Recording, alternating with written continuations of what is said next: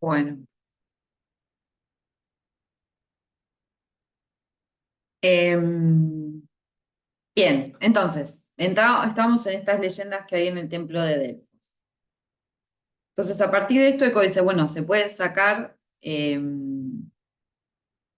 como una cierta conclusión de que para los griegos, ¿no? La belleza, el sentido de la belleza tenía que ver con el orden y con la armonía. Pero lo interesante es que si bien la belleza tiene que ver con el orden y la armonía, dentro del panteón de los dioses griegos tenemos dos dioses bastante opuestos, ¿no? Por un lado Apolo y por el otro lado a Dionisos. Apolo entonces sabemos que es el dios de la verdad, justamente de la belleza, de la perfección, de la armonía, de la razón. Entonces, si Apolo en su persona conjugaba todas estas cuestiones, podemos pensar que estas características se transmitían a la belleza o eran deseables para que algo se considerara bello, ¿no? Verdad, perfección, armonía, razón. Y por el otro lado teníamos al dios divertido, que era el famoso Dioniso, que después va a ser Baco, que es el dios del caos y de la infracción de todas las reglas, ¿no? Esta segunda que era respeta el límite, lo tenemos acá Dionisos haciendo de las suyas.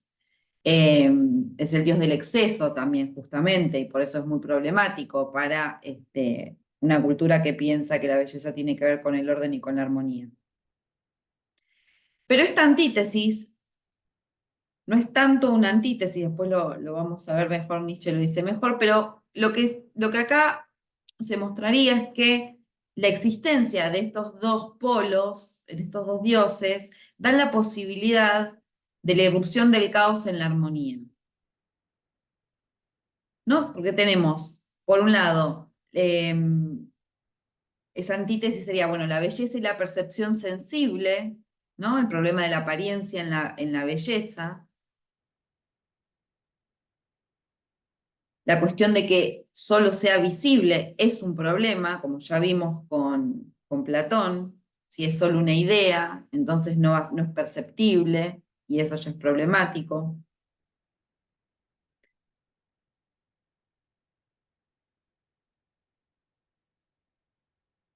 Y ahí tenemos que pensar las artes plásticas, las escultóricas, la arquitectura, la música, o sea, todo empieza a entrar ahí en problema.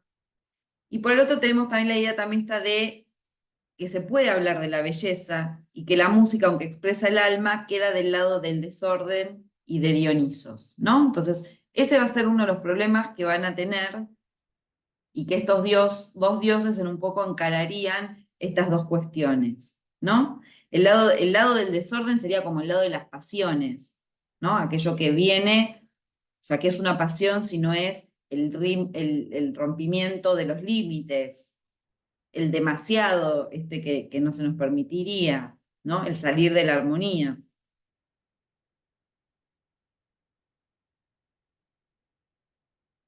Entonces, esta cuestión del caos irrumpiendo en la armonía y el problema de la percepción sensible de los objetos estéticos.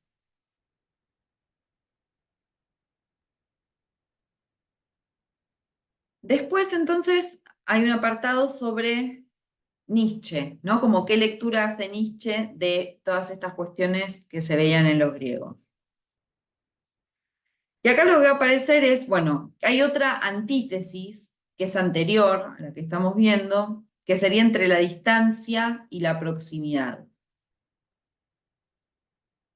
Entonces ponen, por ejemplo, dice, bueno, el arte griego, pero también el arte occidental, se le da mucha importancia a la distancia correcta con la obra.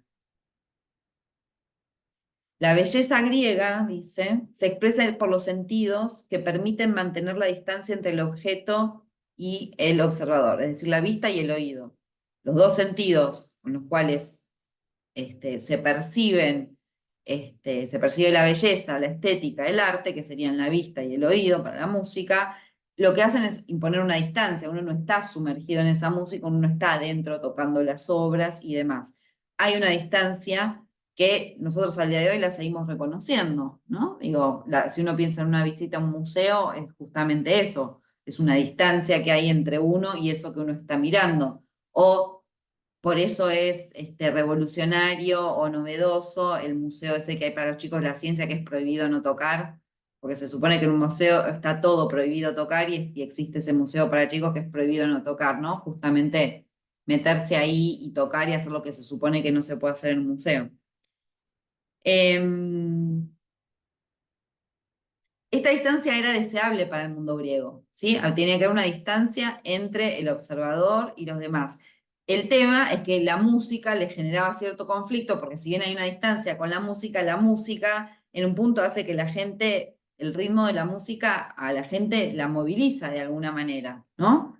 Ya sea porque dan ganas de bailar o de lo que sea, es algo que la distancia no siempre se mantiene porque en un punto, si tu cuerpo está reaccionando a esa música que vos estás escuchando, eh, claramente esa distancia se achicó porque te está atravesando directamente, ¿no? O si te emociona, escuchás una música que te emociona y te sentís emocionado, bien.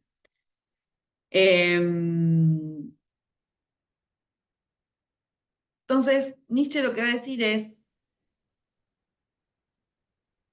que la belleza apolínea tiene que ver, como dijimos, con la armonía serena, con el orden y con la medida. Y la dionisíaca tiene que ver con lo que es perturbador, con el más allá de las formas aparentes. Y dice que es una belleza, la dionisíaca, alegre y peligrosa, y contraria a la razón, ¿no? Tiene que ver con la locura.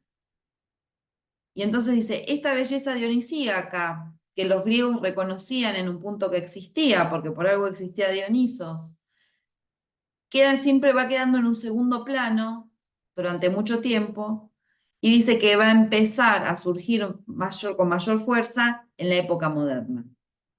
Y eso es verdad. Y eso, por ejemplo, nosotros los que estamos en literatura española 2, cuando vemos barroco, lo vamos a ver cómo eso aparece, ¿no? Todo lo que tiene que ver con la desmesura, con lo peligroso, pero a la vez es alegre, no es una cosa solemne y tranquila y serena. Entonces Nietzsche propone esto. Em, Quería leer, vamos a poner compartir pantalla. ¿Dónde quedó esto?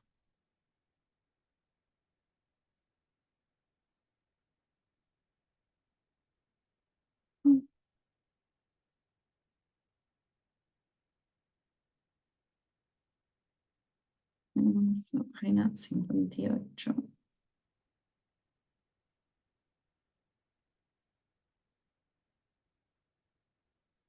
Acá. Vamos a abrir.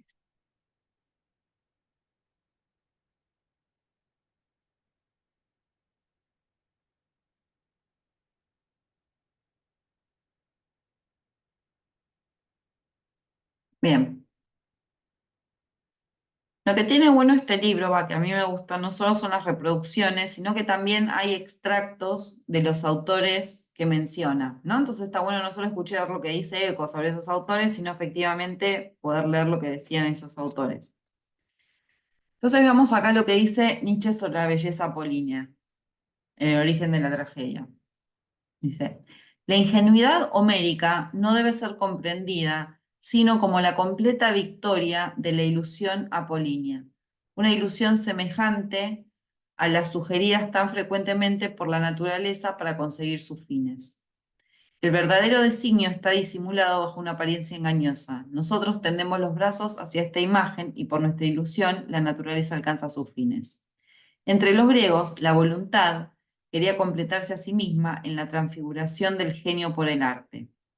Para glorificarse era preciso que las criaturas de esta voluntad se sintiesen ellas mismas dignas de ser glorificadas. Era preciso que se reconociesen en una esfera superior, sin que la perfección de este mundo ideal obrase como una coacción o como un reproche.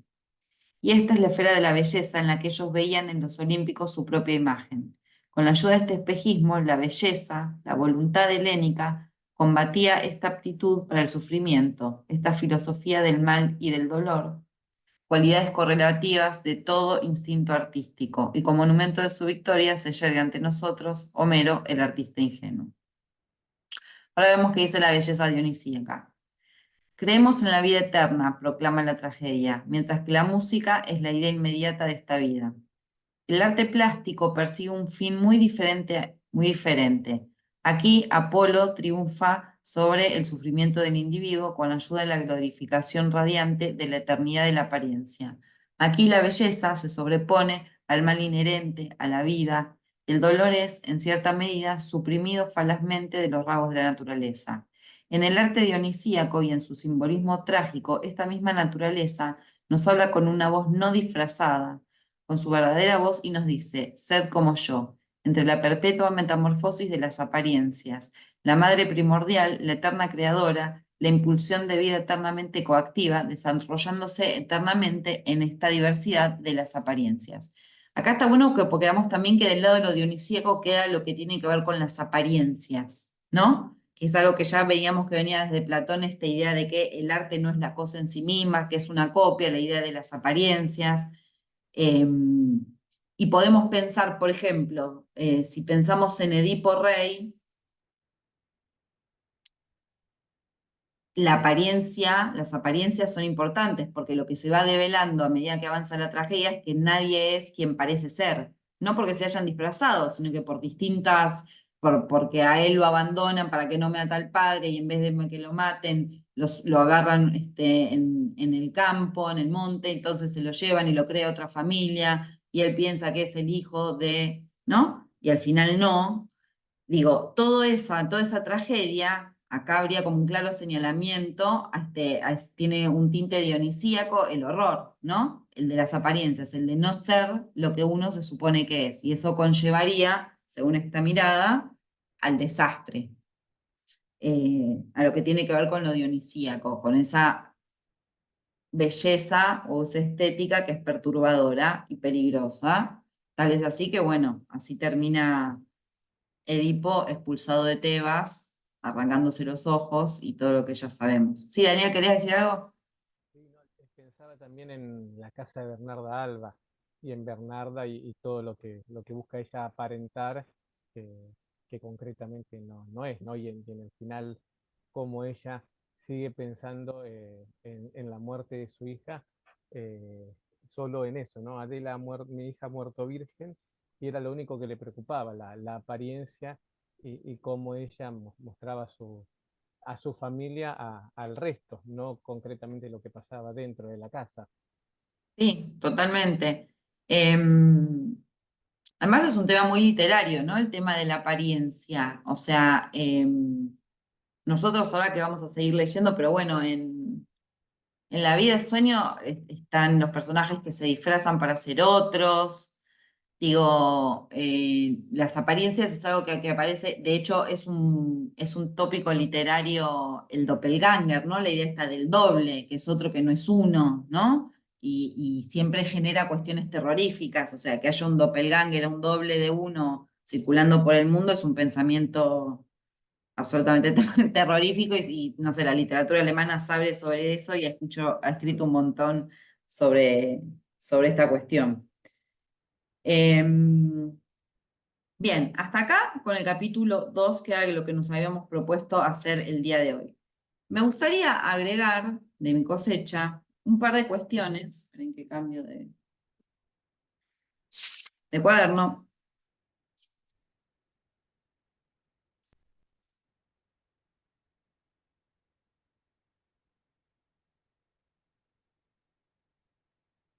Me gustaría hablar de dos cosas más que pueden funcionar para lo que estamos viendo, para ir ubicándonos en este tiempo.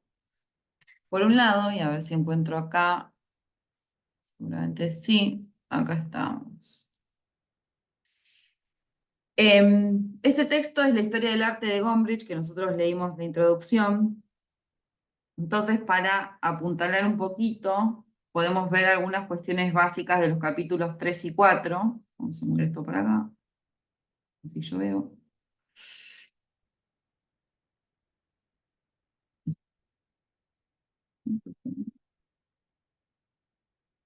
Sí, vamos a ver parte no.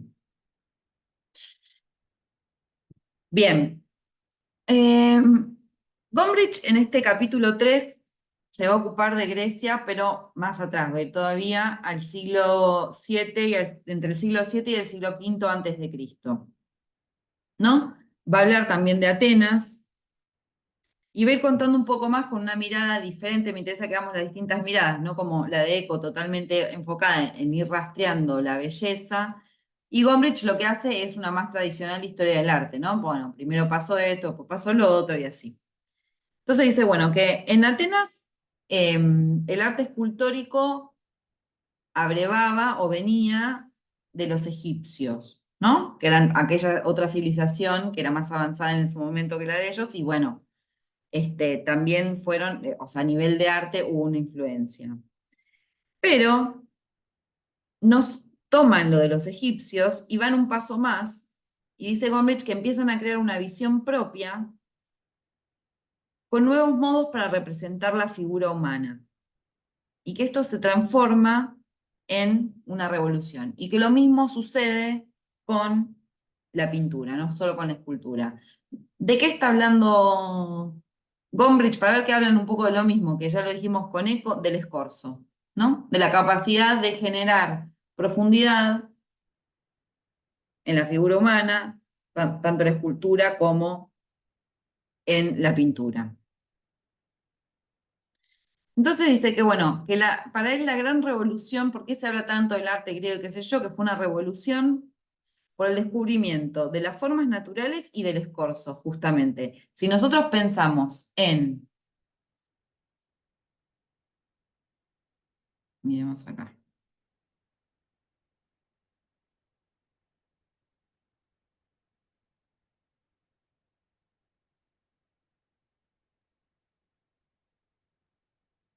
miremos acá, por ejemplo, esta figura, con respecto a las figuras humanas que vimos hace un rato en lo de Eco, esto, hay una gran diferencia, o sea, las reconocemos como figuras humanas, ¿no? y están dibujadas, están esculpidas de una forma tal que haya una proporción entre el brazo, esto, lo otro, qué sé yo, todo existe, pero es muchísimo menos realista que las que estábamos viendo antes en Grecia, ¿no? Entonces dice que eso tiene que ver con este descubrimiento que hacen los griegos del escorzo y de cómo representar las formas naturales.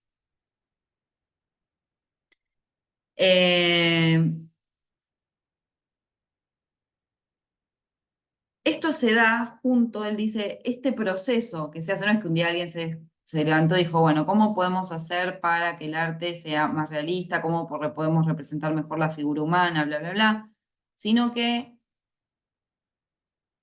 bueno, vemos acá, miremos estas figuras en relación a las que vimos antes, ¿no? Hay una diferencia absoluta. Él dice que esto se da por el surgimiento de la democracia. Para decirlo rápidamente, ¿a qué se refiere con el surgimiento de la democracia? Bueno, que en esta época, en Grecia, en Atenas sobre todo, no en Grecia, eh, es un momento en donde los atenienses empiezan a interrogarse sobre las tradiciones, sobre las leyendas, empiezan a inquirir sobre la naturaleza, sobre la ciencia, sobre la filosofía, se desarrolla el teatro. Hay como una especie de boom en ese momento que toca todas estas disciplinas y que hace que todas estas disciplinas se retroalimenten. Digo, ya recién estuvimos viendo un poco el tema de la filosofía con los primeros pensamientos o desarrollos filosóficos con respecto a lo que es la estética, lo mismo puede ir permeando la ciencia en la representación del cuerpo humano cuando se está estudiando la naturaleza de una forma un poco más científica, lo que nosotros consideramos un poco más científico, ¿no? Entonces ese conocimiento del cuerpo humano no va a ser solamente un conocimiento científico, medicinal, por ejemplo, o biológico, sino también va a repercutir en la forma en que la figura humana puede ser representada.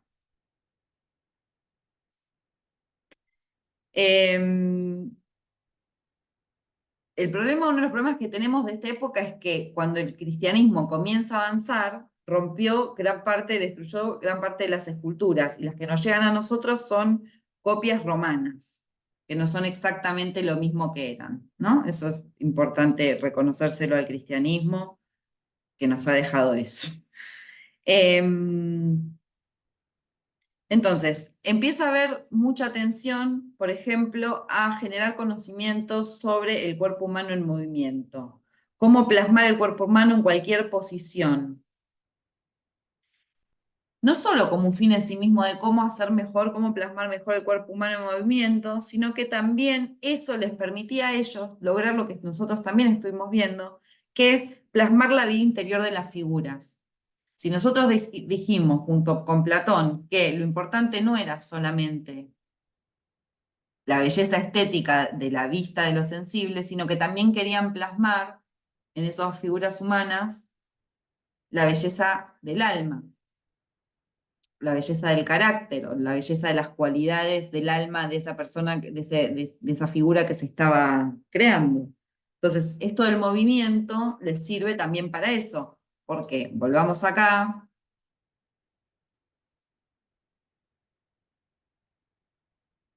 No podemos ver mucha alma, ¿no? En estas esculturas.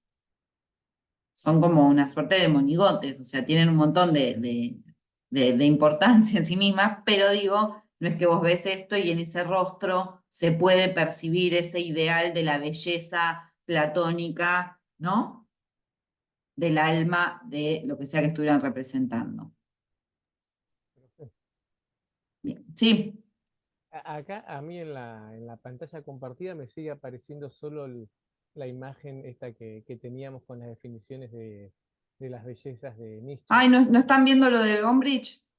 No, por lo menos yo no sé, por eso Ay, eh, perdón, porque si vamos de nuevo, porque yo sí lo estoy viendo, pero ahora, ahora. Ahora sí.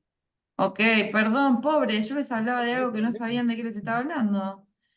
Yo mostraba esta figura como ejemplo de arte más antiguo, ¿no? Que sigue el modelo egipcio, ¿no? Y vemos acá estas caras y estas expresiones de ninguna manera acá se estaría viendo el alma de estas figuras acá representadas, ¿no? Son como máscaras, que no tienen nada que ver con lo que estuvimos viendo antes. Si cambio de página, ¿lo ven? Ahí cambié de página.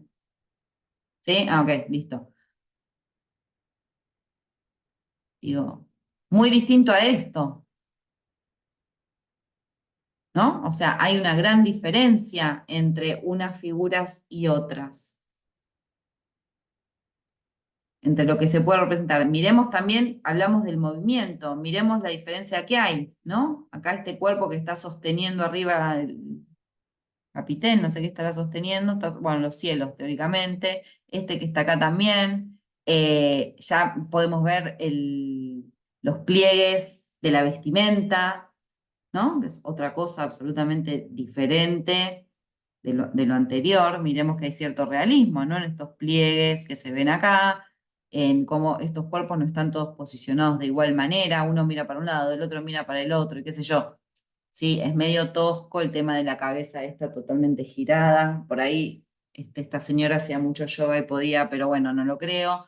Digo, siguen siendo totalmente, no es totalmente realista, pero bueno, hay un gran avance. Si miramos esto, ¿no? Parecen totalmente sin vida estas esculturas. ¿Cuál es la diferencia entre unas que parecen realmente que tienen vida, que podrían ser personas efectivamente haciendo algo? Y bueno, es todo esto que él llama esta revolución que se genera y que tiene que ver con tanto el estudio del cuerpo humano. Digo, estos no son unos cuerpos humanos que no han tenido estudio, claramente lo hay, pero lo único que han logrado representar son figuras estáticas paradas, donde ciertas proporciones se cumplen. Digo, el pobrecito, el que pudo conservar los dos brazos, más o menos, las manos le llegan por abajo de las caderas, que son las proporciones, ¿no? Que uno tiene del cuerpo humano más o menos. Digo, esas cosas están pensadas, no es que hacían cualquier cosa como los chicos en el jardín de infantes con arcilla. Acá hay laburo en ese sentido, pero sin embargo, lo otro, lo que les da vivacidad, es el estudio del cuerpo humano en movimiento, ¿no? Y se tardó siglos para pasar de eso anterior a esto que estamos viendo ahora, de estudios, del tema del escorzo, del cuerpo humano y demás. Estas caras Claro, profesora, todavía son una mejores, pregunta. perdón, sí, Entonces, para más o menos entender, o sea, el gran cambio que hubo a través de los siglos es el movimiento, en el este cuerpo humano en momento movimiento. hay dos grandes cuestiones. El escorzo, que es el tema de la profundidad, y el tema, y en los griegos, en este momento, el movimiento del cuerpo humano. ¿Cómo representar el movimiento del cuerpo humano? Digo, pensémoslo nosotros cuando haces un dibujo que son con palitos, tipo la cabeza con los palitos, está así la persona, digo, y alguien que efectivamente sabe dibujar y puede hacer que alguien está agarrando algo, caminando, haciendo, digo, todo eso tomó varios siglos. Lo anterior tiene que ver más con el modelo egipcio que decía Gombrich, y esto es lo que empieza a pasar en Grecia. Pero lo importante también es pensar que esto sucede porque hay toda una sociedad que está pensando cosas nuevas y que se está dedicando al estudio de cosas nuevas. Entonces, la filosofía, dijimos la biología, las ciencias, la matemática, también el desarrollo que tiene la matemática en Grecia y qué sé yo, hacen que todo esto confluya y por el lado del arte tengamos estas cuestiones, por ejemplo, ¿no? Un poco también para pensar como esos discursos de gente que dicen, ay, ¿esto para qué sirve? Esto, en realidad como que todo se termina retroalimentando. No es, no es necesario mirar la antigua Grecia para pensar de qué manera la ciencia y la filosofía se retroalimentan con el arte y viceversa, ¿no? Y que no hay objetos de análisis que sean menos importantes que otros. Bien,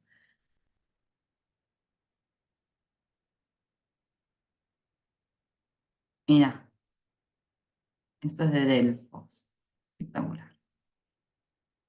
Este aparecía también en el Deco, ¿se acuerdan? Pero bueno, copia romana, son todas copias romanas, porque no había quedado nada.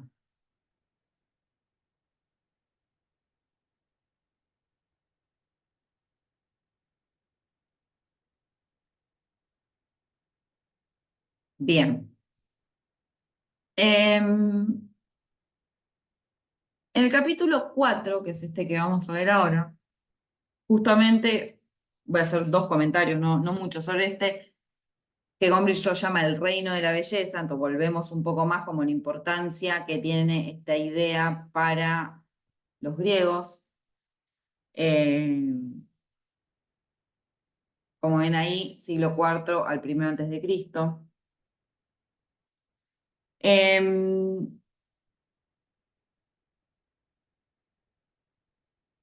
Hasta ese momento los artistas, y en un punto también los siguieron yendo, eran considerados artesanos, ¿no? No había una clara distinción o no era considerado como se lo considera ahora a un artista. Sin embargo, de a poco, la gente empieza a tener mayor interés en las obras en sí mismas, en las obras de arte.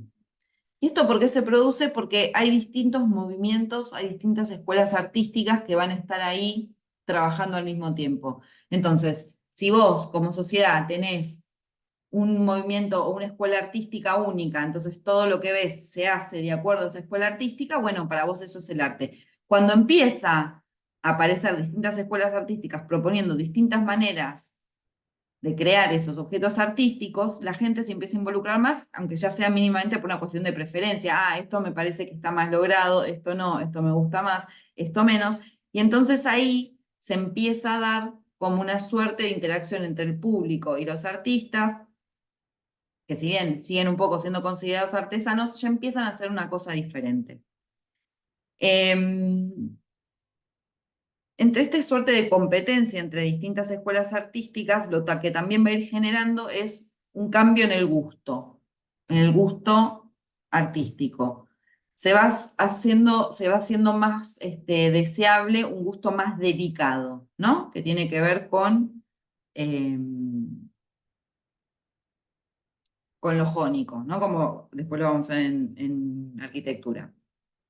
De a poco se viene buscando que desaparezca la rigidez en las figuras. ¿Se acuerdan? Las que vimos que eran, siguiendo la tradición egipcia, eran más rígidas, ahora fueron cambiando, aunque vimos que esa señora movía el cuello un poco raro y qué sé yo. Miremos esto ahora, por ejemplo, ¿no? Acá no hay rigidez en esta figura humana. Miren cómo todo el cuerpo, ¿no?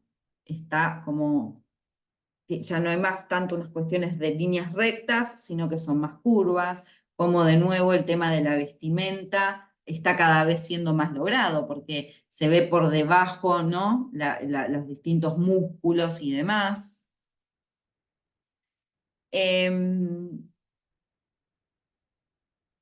Entonces, la belleza también, y esto lo vimos, aparece construida a partir de diferentes modelos. Volvemos a esta idea que ya la mencionamos, que es no de un modelo solo, sino distintos modelos. Bueno, de acá tomo tal parte del cuerpo, de acá tomo la otra, y entonces se da un equilibrio diferente entre lo modélico y lo individual, ¿no? No es un individuo, no es un solo modelo, sino que es la conjunción de diferentes, creando ese objeto artístico. Por lo tanto, no se los puede pensar como si fueran retratos, porque estaban compuestos de distintas cuestiones. Sí, Mariano. Acá entra en juego el movimiento, ¿no? Sí, totalmente, cada vez más, ¿no? Porque esta figura tiene más movimiento que las que estuvimos viendo, Claro. sí, totalmente. A ver qué más hay. Miremos este rostro, a diferencia de los otros que estuvimos viendo, ¿no? Se nota completamente la diferencia. Bueno, una primera Venus, ya vamos a ver otras Venus a lo largo de la historia. A este pobre, bueno, tuvo un problema con la nariz. Esto es espectacular. El altar de Zeus, a ver si se lo puedo agrandar. Parece que no.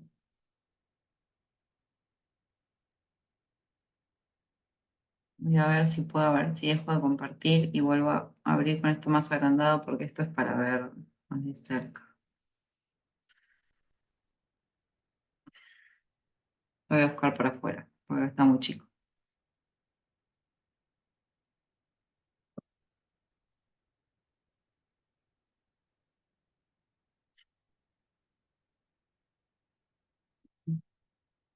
Eso está en Berlín, además, espectacular. ¿Cómo se ha afanado todo? Porque acá.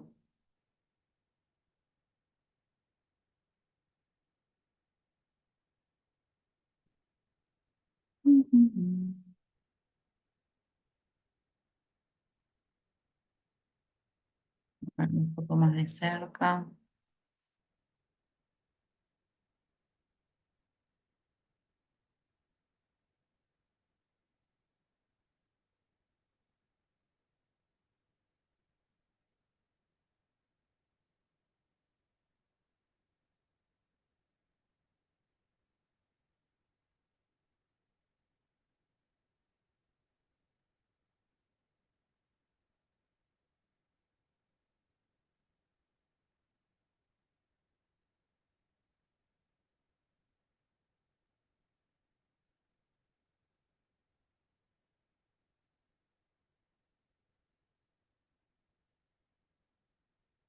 Acá encontré algo mejor,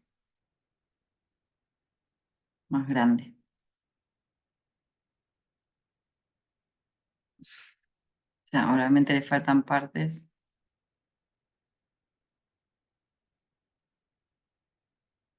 Miren lo que es esto. Bueno, ahí para que vean el tamaño.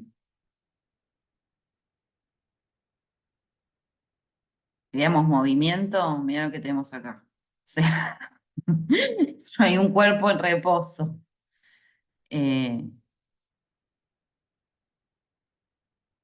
¿Cómo llegar? No, no vamos a ir, nos queda un poco lejos. Pero bueno, está ahí en el Pergamon Museum en Berlín. Nos queda un poco lejos. Pero bueno, para que, yo quería que lo vieran porque es impresionante. Acá obviamente se está mostrando una batalla, también tiene que ver una cuestión con, bueno, en ese momento, luego de todas las batallas libradas, era importante mostrar, ¿no? Como el poderío, la fuerza de los soldados, de la guerra y demás.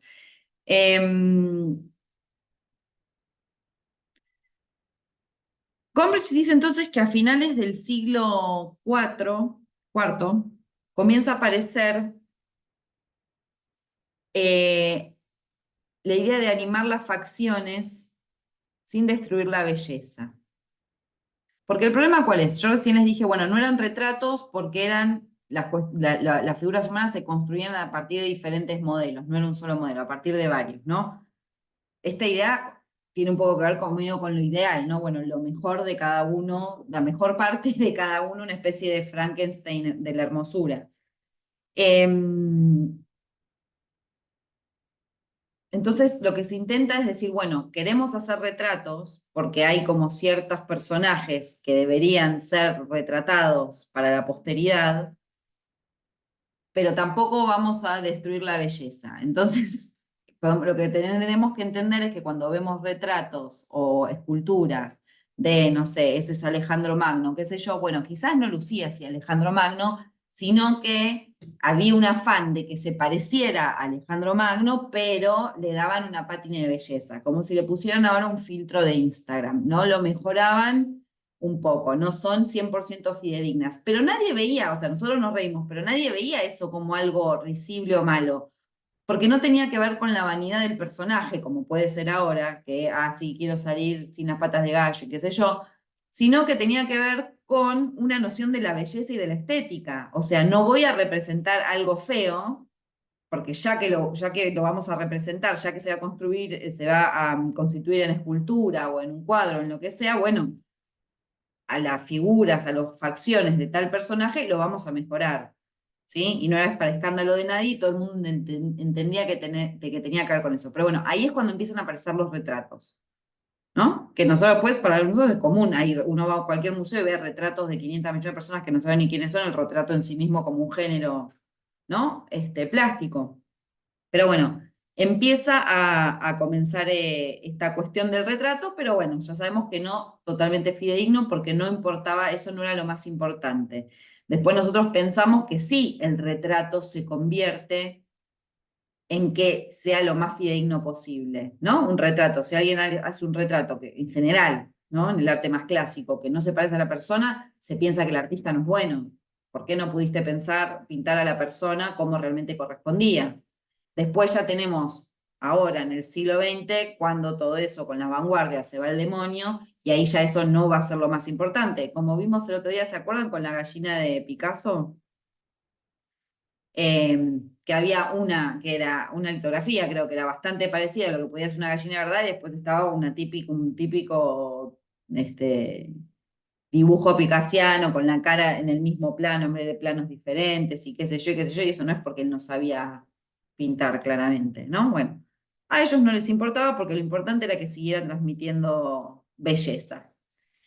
Entonces, bueno, en la época justamente de Alejandro Magno, que se convierte en un imperio que empieza a tener como todo este poderío, las artes plásticas griegas se extienden a casi todo el mundo, o sea, comienzan a ser el ideal artístico, lo que se estaba produciendo en ese momento en Grecia, ¿no? Que es el famoso periodo del helenismo, que viene después de Alejandro Magno.